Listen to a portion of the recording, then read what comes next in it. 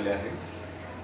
सर्वात महत्त्वाचं म्हणजे ज्या ज्या नगरपालिका हद्दीमध्ये किंवा नगरपंचायत हद्दीमध्ये इलेक्शन्स आहेत त्या ठिकाणी पोलीस दलाने पथसंचलन करून कायदा व सुव्यवस्था व्यवस्थित राखणे आणि सामान्य जनतेत विश्वासाचं वातावरण निर्माण करण्याकरिता पथसंचलन केलेलं आहे. आजही पथसंचलन अनेक ठिकाणी सुरू आहे. याशिवाय जास्तीत जास्त पोलीस फोर्स उपलब्ध राहावं म्हणून आज ते 4 तारखेपर्यंतच्या सर्व प्रकारच्या रजा, वैद्यकीय रजा वगळता बंद करण्यात आलेल्या आहेत आणि एकूण साधारणतः 600च्या जवळपास सर्व अधिकारी आणि कर्मचारी या निवडणुकांच्या बंदोबस्ताकरिता नेमण्यात आलेले आहेत. वेगवेगळे जे घटक असतात,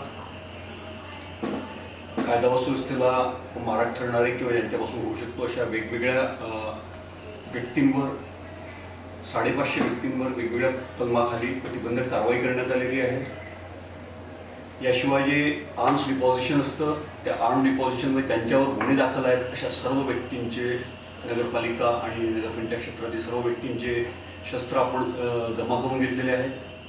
या व्यतिरिक्त ज्यांच्यावर गुन्हे नाहीत परंतु शस्त्र जमा करणे आवश्यक होते अशांचे देखील शस्त्र आपण जमा करून घेतले आहेत. केवळ 11 व्यक्ती ज्या आहेत की ज्या माजी सैनिक वगैरे आहेत आणि इतरत्र परजिल्ह्यांमध्ये कुठेतरी बँका आणि इतर ठिकाणी नोकरीवर आहेत त्यांचे वगळता सर्वांची शस्त्र देखील जमा झालेली आहेत. एकंदरीत संपूर्ण पोलीस यंत्रणा ही निवडणूक शांततेत पार पाडण्याच्या दृष्टीने अतिशय सतर्क आहे आणि सक्षम.